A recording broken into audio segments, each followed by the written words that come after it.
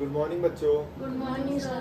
आज हम पढ़ेंगे बहुत इंपॉर्टेंट टॉपिक, लेकिन बहुत आसान लेवल वाला कराऊंगा ताकि सिर्फ इंट्रोडक्शन आपको पता लग सके। हीरोइंस फार्मूला, ठीक है। अब इसमें हमें सीखना क्या है?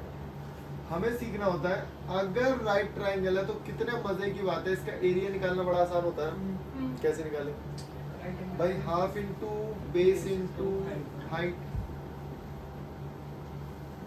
कोई दिक्कत नहीं। लेकिन अगर राइट ट्राइंगल नहीं है तो आप बोलोगे राइट ट्राइंगल नहीं है तो हो सकता है आइसोसेलेस ट्राइंगल, ठीक है, जिसकी साइड मान लेते हैं एक्स है। तो ये तीनों इक्विलैटरल ट्राइंगल है, तीनों साइड्स बराबर। तो इसका फॉर्मूला किसको याद है? इक्विलैटरल क्या होता है? बहुत अच्छा, √3/4 ए स्क्वायर या साइड का स्क्वायर। तो यहाँ पे साइड एक्स है तो साइड का स्क्वायर, ठीक है। तो यहाँ पे इसका एरिया ये हो गया। लेकिन अगर ये भी नहीं है, स्केलेन ट्राइंगल है, तीनों साइड अलग है, आइसोसेलेस ट्राइंगल है, तो उसमें हम लोग फंसेंगे। तो उसके लिए ये एक फॉर्मूला है, ये हमारा स्केलेन ट्राइंगल है। इस वाली साइड को इनको नेमिंग दे देंगे, साइड ए, साइड बी और साइड सी। ओके, तो पहले तो मैं फॉर्मूला लिख देता हूँ, फिर लिखूंगा क्या क्या चीजें निकालना। तो एरिया का जो फॉर्मूला है, रूट में S, S minus A, S minus B और एस।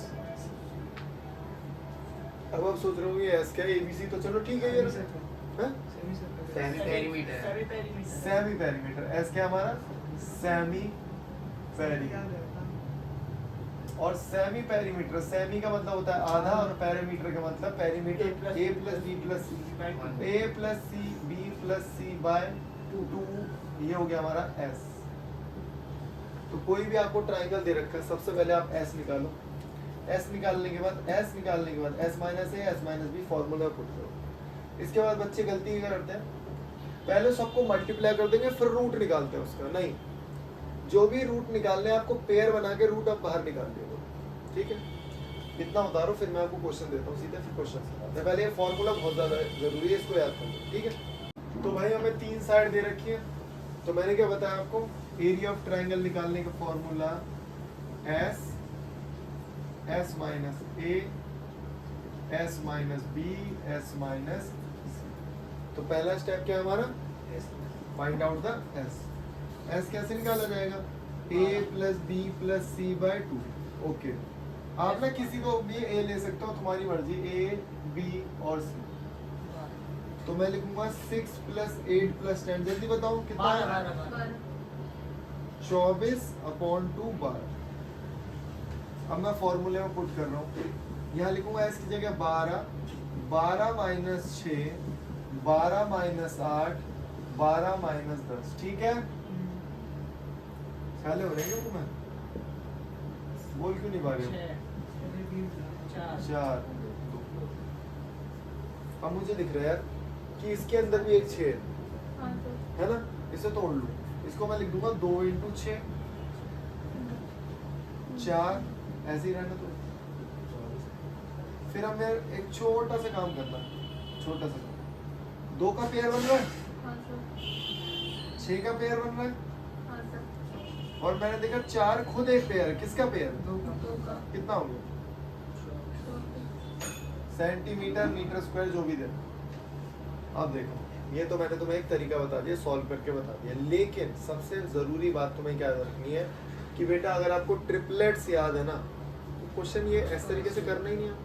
मुझे पता है तीनों साइड इक्वल, तीनों साइड्स इक्वल, लेकिन ये राइट ट्राइंगल है भाई, ये राइट ट्राइंगल है। सबसे बड़ी साइड ये 6 8। ट्रिपलेट्स याद नहीं है? 3 4 5 याद करवाए थे। इन दोनों का स्क्वायर बराबर इसके स्क्वायर को, तो मैं सीधे में निकाल सकता था, half into base into height. 24 ये लो। तो जब ये फिट करना है जब ट्रिपलेट्स ना लगे, लेकिन अब ट्रिपलेट्स ही याद नहीं रहते आप लोगों को, सारा सीन तो है। तो ट्रिपलेट्स तो याद कराने पड़ेंगे। मैंने पहले वाली वीडियो में ट्रिपलेट्स लिखवाए हुए, पहले उन ट्रिपलेट्स को याद करना, ठीक है। आगे क्वेश्चन, पेरीमीटर मुझे दे रखा है ये ए, अरे बी दे रखा है और सी दे रखा है। सी नहीं पता भाई, सी नहीं पता, तो क्या निकाल सकते हैं? कैसे? 42 का हाफ करके वो तो 42 का हाफ करके बहुत बढ़िया, लेकिन 42 का हाफ करके तो एस निकलेगा क्योंकि वो पेरीमीटर का हाफ होता है। तो पेरीमीटर का half is equal to semi perimeter, तो एस की वैल्यू आपने निकाल दी 21। फिर किस में पुट करेगा? अब इतनी मेहनत क्यों कर रहा है भाई, इतनी मेहनत क्यों कर रहा है? a प्लस बी प्लस सी ही तो पेरीमीटर होता है, यही होता है पेरीमीटर। तो p की जगह लिखूंगा 42, a की जगह लिखूंगा 18, दोनों को प्लस करो, इधर भेज दो 40, c की वैल्यू कितनी आ गई 40। अब मैं करवाऊंगा नहीं, मैं फॉर्मूला लिख दे रहा हूँ बस, एरिया बड़े आराम से आ जाएगा। एस देखो, एस मैंने दोबारा नहीं निकाला क्योंकि मुझे पता है ये p/2 ही एस होता है, दिमाग लगा लिया करो थोड़ा सा, ठीक है। तो एस हमारा 21 और 21 माइनस 18, 21 माइनस 10, 21 माइनस 40, 21 कितना आएगा? 3 कितना आएगा? 11 7। फिर मैंने देखा ये रहा 7, इसके अंदर 7 तोड़ दो, 7 इंटू 3, फिर 3 ऐसे उतारो, 11 ऐसे उतारो, 7 का जोड़ा बन गया, बाहर लिखो, 3 का जोड़ा बन गया, बाहर लिखो, किसका जोड़ा नहीं बने?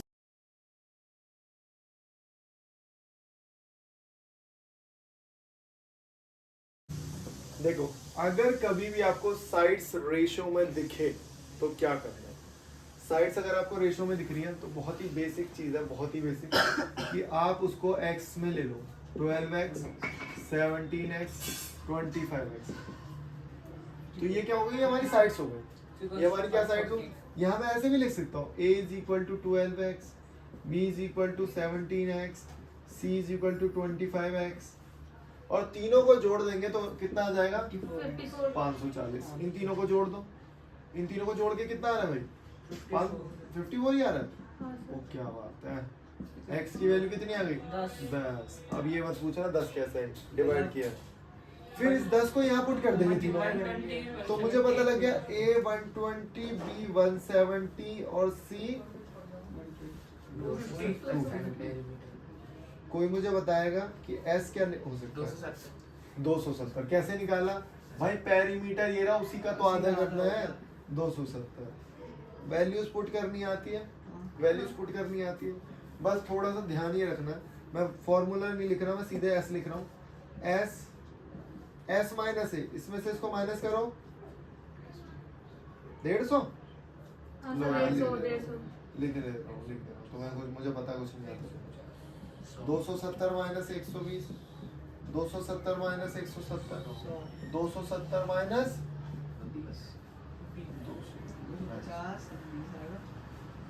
270 कितना? 150, 100। अब मैंने देखा, बहुत आसान चीजें देखी, 2 0 का 1 0 बाहर आ जाएगा, जोड़ा बन गया ना, फिर 2 0 का 1 0 बाहर आ जाएगा, बचा क्या? क्या मैं इसको ऐसे लिख सकता हूँ 9 इंटू 3? क्या मैं इसको ऐसे लिख सकता हूँ 5 इंटू 3? क्या ये मेरा 2 ऐसे बच गया? जीरो भी बचेगा, जीरो भी बचेगा। इसको मैं ऐसे लिख देता हूँ 2 इंटू 10 लिख देंगे ना? नहीं, 2 इंटू 5 इंटू 4 लिखो। पूछो क्यों? 5 का जोड़ा बन रहा है ना, सीधे सीधे 5 का जोड़ा बन गया, बाहर निकाल लो, 3 का जोड़ा बन गया, बाहर निकाल लो, एक और 9 का बन जाएगा, एक और 3 का, भाई बहुत ही बढ़िया। भैया 4 का भी बन जाएगा, 4 का भी बन रहा है, क्या बात है। मल्टीप्लाई करते हैं, ऐसे मल्टीप्लाई करेंगे, 5 दूनी 10, 30 9 90 और 2 0 900। बहुत बढ़िया। अबे गवार 9000, 1 0 2 0 3 0, 9 के आगे 3 0, 9000 हो गया। एनसीईआरटी क्वेश्चन है, बहुत बार आता है, ठीक है, तो इसको करके रखो। ओके, बहुत ही आसान क्वेश्चन है, बहुत ही शानदार। Find the area of A parallel of ground. Find the area of, बहुत आसान। इस वाले का एरिया निकाल लो, इस वाले का एरिया बराबर होगा। पूछो क्यों? क्योंकि जो पैरेलल ऑफ ग्राम होता है उसके डायगोनल्स 2 इक्वल पार्ट्स में डिवाइड करते हैं, तो कॉमन सेंस वाली चीज है, मैंने पैरेलल ऑफ ग्राम वाले लेक्चर्स में कराया था। ओके तो यार इसका एरिया बहुत आसान होगा क्या? हाँ? निकाल लोगे। एस क्या होगा इसका? 27 एस। अच्छा पिछला वाला क्वेश्चन ही तो है एक तरीके से। ओके भाई a plus B plus C by 2 करोगे 27 आएगा।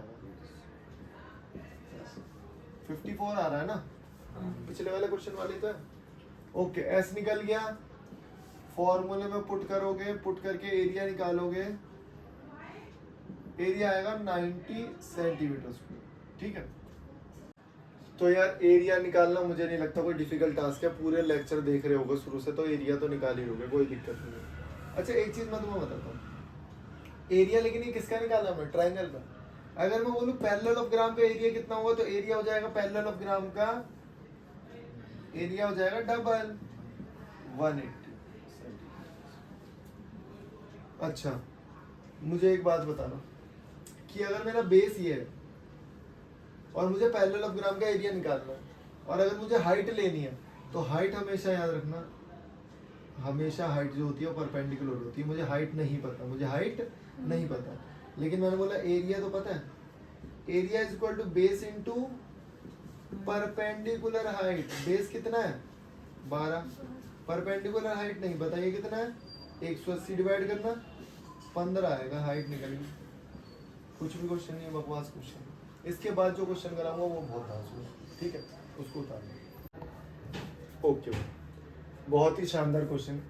From A point in the interior of the equilateral triangle, मतलब मैंने बनाया भाई एक इक्विलेटरल ट्राइंगल यहाँ पे और मेरे को लेना है एक पॉइंट, कहीं भी ले सकता हूँ जहाँ मेरा मन करे। मैं यहाँ भी ले सकता हूँ, यहाँ भी ले सकता हूँ, यहाँ भी ले सकता हूँ, ठीक है। मान लो मैंने ये वाला पॉइंट ले लिया।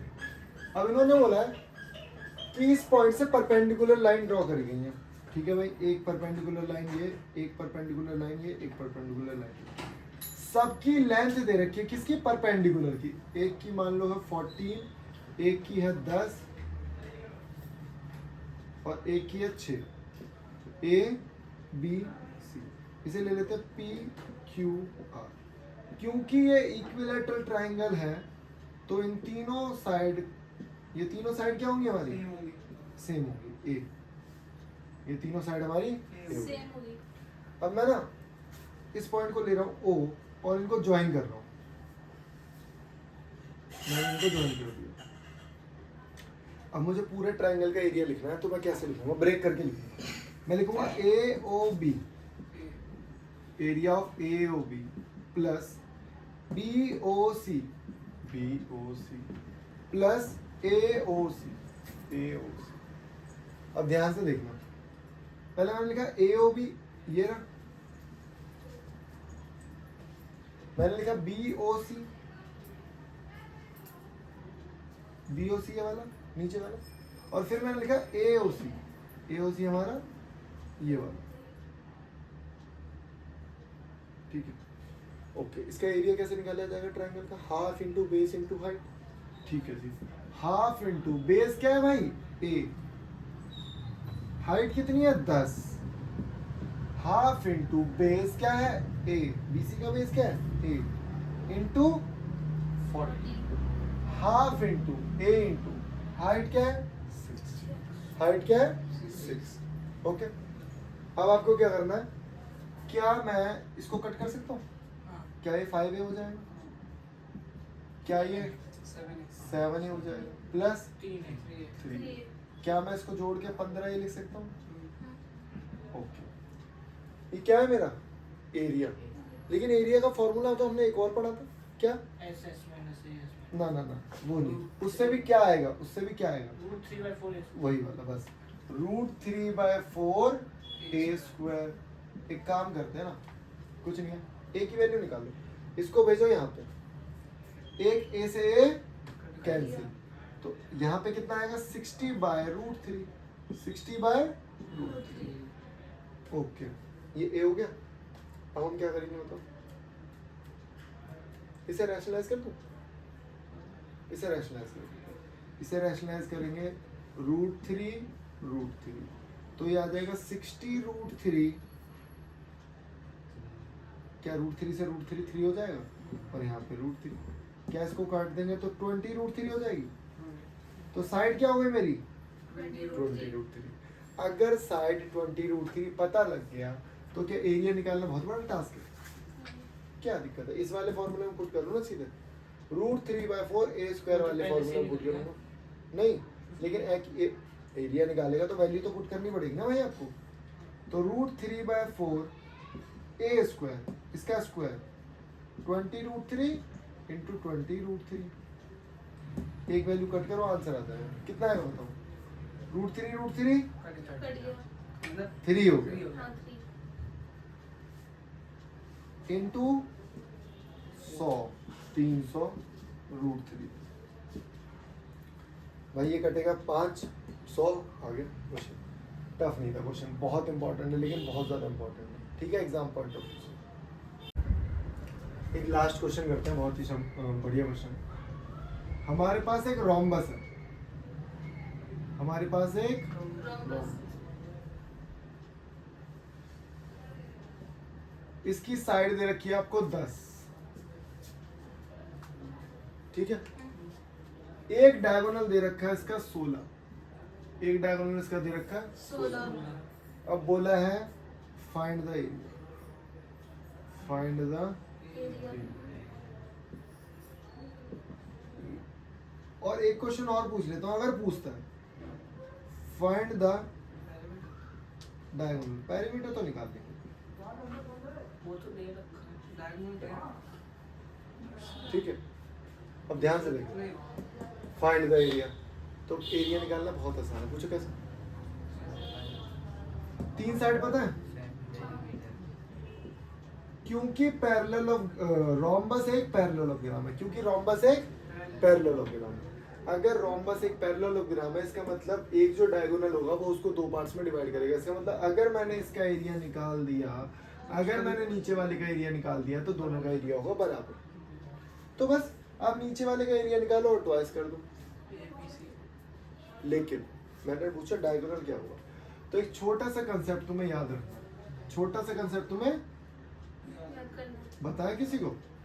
डायगोनल सेम होगा क्या? नहीं भाई बिल्कुल नहीं होगा, डायगोनल सेम लग रहा है तुम्हें?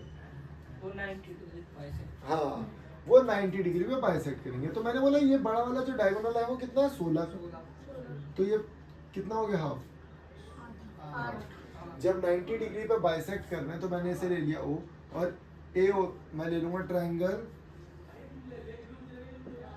ABO, Pythagorean triplets, Pythagorean triplet. 6 तो ये हो गया मेरा A, ये है 10 और ये 6 नहीं, बहुत बढ़िया। वैसे तो 6 आएगा, पता ही है तुम्हें पाइथागोरियन ट्रिपलेट से, इसको x ले लो। लेकिन फिर भी मैं बता दे रहा हूँ कि अगर ये आपका x आया, 8 आया, सॉरी 6 आया, तो ये पूरा डायगोनल कितना होगा? 12। तो यार ये कभी कभार MCQ में भी आ जाता है, इसमें कोई टफ चीज़ नहीं है। और अगर आपका 12 आ गया डायगोनल, तो अगर आप half into D1 into D1, क्या ये वाला फॉर्मूला भी लगा सकते हैं? D1 कितना था 16 और ये 12, ठीक है। इसको इससे काट दो, 96 आ गया, ठीक है।